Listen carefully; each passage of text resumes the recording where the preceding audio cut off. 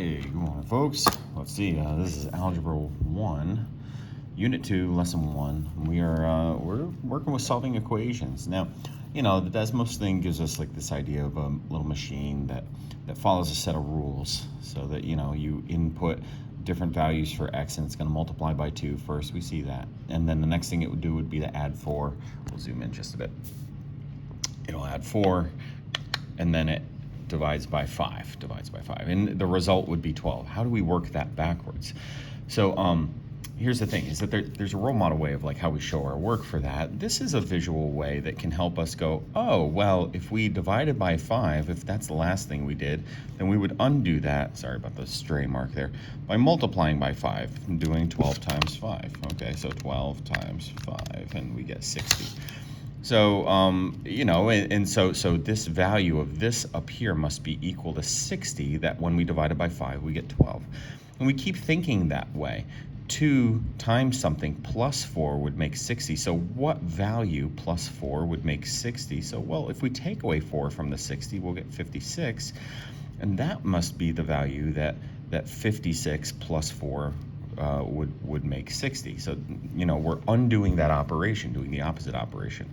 And then we say, okay, well, 2 times a number would give us 56. So if we divide 56 in half, we'll find what that number is. 56 cut in half, 28. And we get 28 is the value of x. X would have to have a value of 28. Wow, that's horrible penmanship, but yeah. All right, so here's the thing. How do we show our work using this?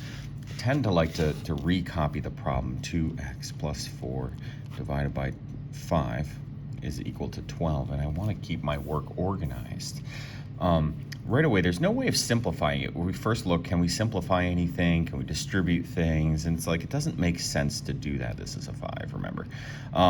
So we ask ourselves, what is the last thing that would have been done that we can undo? What's kind of like the furthest thing away from the x that we can get rid of? And so, see, here's the thing, is the 4 is up here with the x. The thing that's furthest removed is that 5. And what's the operation? It's being divided, so we'd multiply by 5. It's the same thing that we did in that like little machine thing. Multiply by 5, subtract 4, divide by 2. But we'll see the work is kind of shown a slightly different way. So 12 times 5, we already know the answer is 60. All right. And how do we, like when we're doing 5 times this stuff, but then dividing by 5, that cancels out. That's like, it's as if it's like dividing by 1 and multiplying by 1. It just cancels out. It would stay the same. Same thing, we're down to like a 2-step operation here, and this is where, your memory from previous years in math should kick in of like, oh, I'm gonna, instead of adding 4, I'm gonna subtract 4 to get 56 is equal to 2x, and then, oh, instead of multiplying by 2, I'm gonna divide by 2. 2 divided by 2 is 1, and 1 times x is just x. 50, and we get the same answer of 28. So is that yeah, 56 divided by 2, 28. Okay, and so then we've got like this like little machine here for this one. The value is 24, and so something is cut in half, multiplied by a half, and the result is 24. Well, how do we undo that? We could divide by a half, or we could multiply by 2. That's the opposite of multiplying by a half. And so 48 would have to be the value of what's in the parentheses. 48 times a half would be 24. And then so, okay, well, x minus 3 is 48. So what number minus 3 is 48? Well, if we add 3 to the 48, 49, 50, 51, we get 51. Another way of like doing that with the work here, again, copy it out,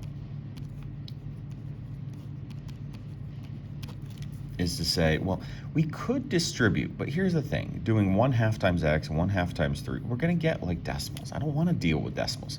What we can do is, so here's the thing, let's say you didn't know that you could multiply by 2 to undo this. Well, you could take a half and divide it by 1/2 since it's being multiplied.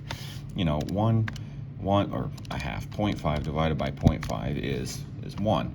And here's the thing, dividing by 1/2 over here, it's okay, let the calculator do it. 24 divided by 1/2, 0.5, we still get 48. That's the same as 24 times 2, 48.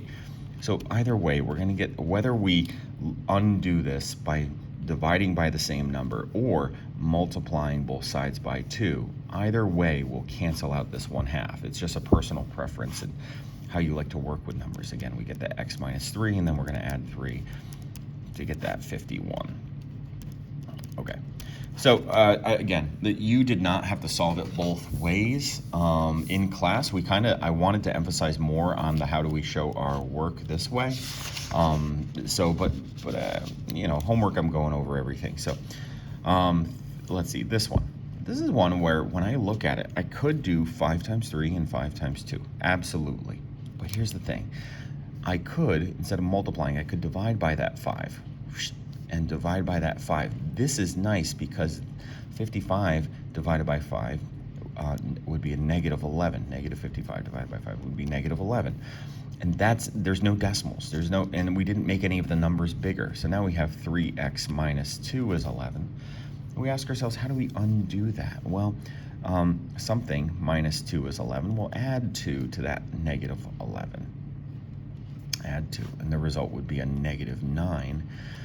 3x, so 3 times what number is negative 9? Well, we would undo that by dividing by 3. Dividing by 3, we would get x is equal to negative 3.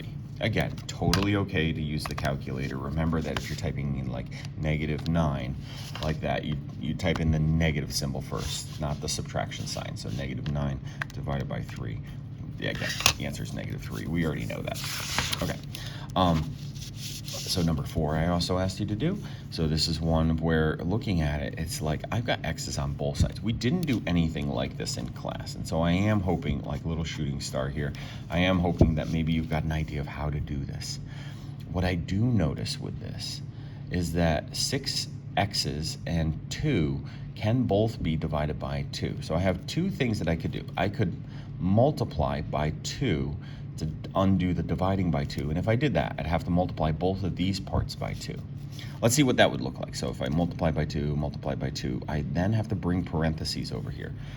Okay, again, we didn't necessarily do this in class. The 2's cancel out on this side. We get 6x minus 2 is equal to 2 times x, 2x, and 2 times 9, 18.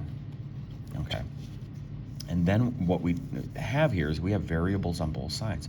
Well, if I have 2 x's on this side and 6 x's on this side, I can take away 2 x's from both sides. And I would get 4x. And so here's the thing, I can do multiple steps at one time. If I have this subtract, I want to get this x. There are now no more x's on this side. There's just an 18. How about I go ahead and at the same time get rid of the 2 from this side in order to free up the x's. So we got 4x is equal to 20. And 4 times what is 20? Well, we'll divide by 4, and 20 divided by 4, x would be equal to 5. Okay. This one, as I'm looking at it, it's like you might not have realized how to do that. That's okay. If you didn't get that one, it's not an emergency. Here, let's see another way of doing this problem. So another way of doing this problem, instead of multiplying by 2 to undo the dividing by 2, okay, so not to do that, is to realize that we can take and divide 2 into 6 x's and 2 into 2, negative 2.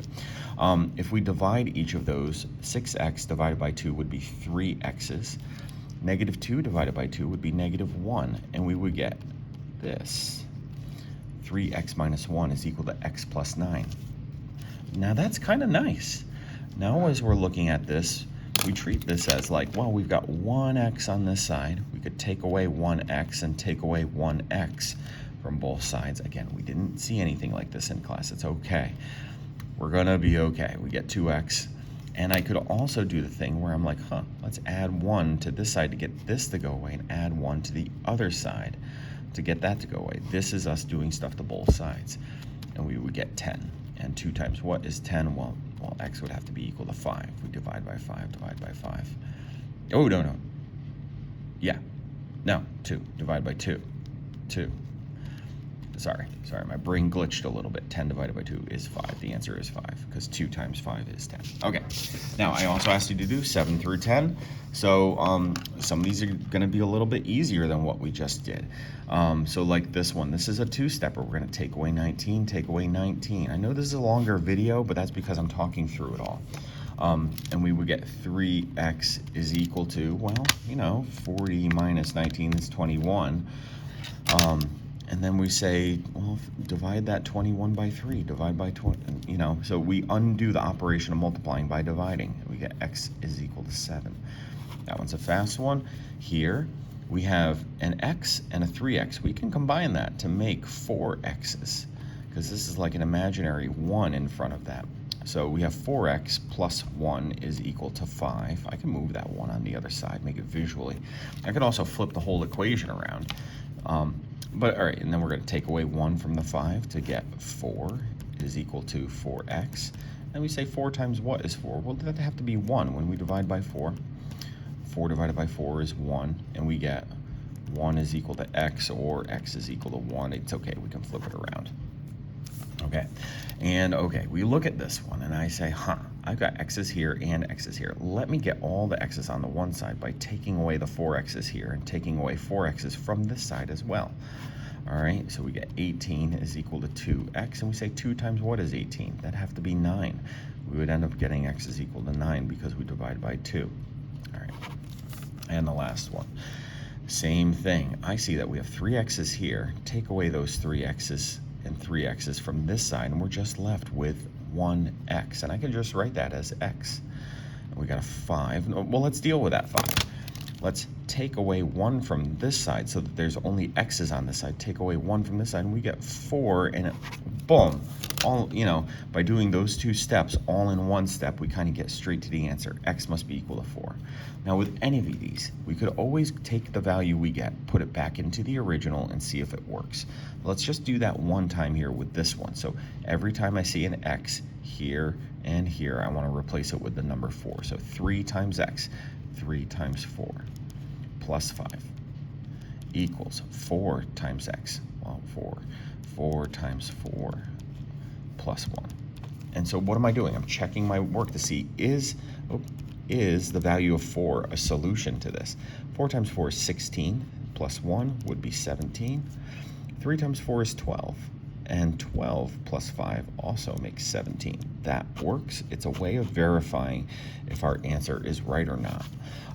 So again, remember, this is the solution, and this is just us checking it once. You can do that every single time with all of these. Just take that 1, put it back in here for the x's, and see if you get the same thing, if you get this side equal to 5.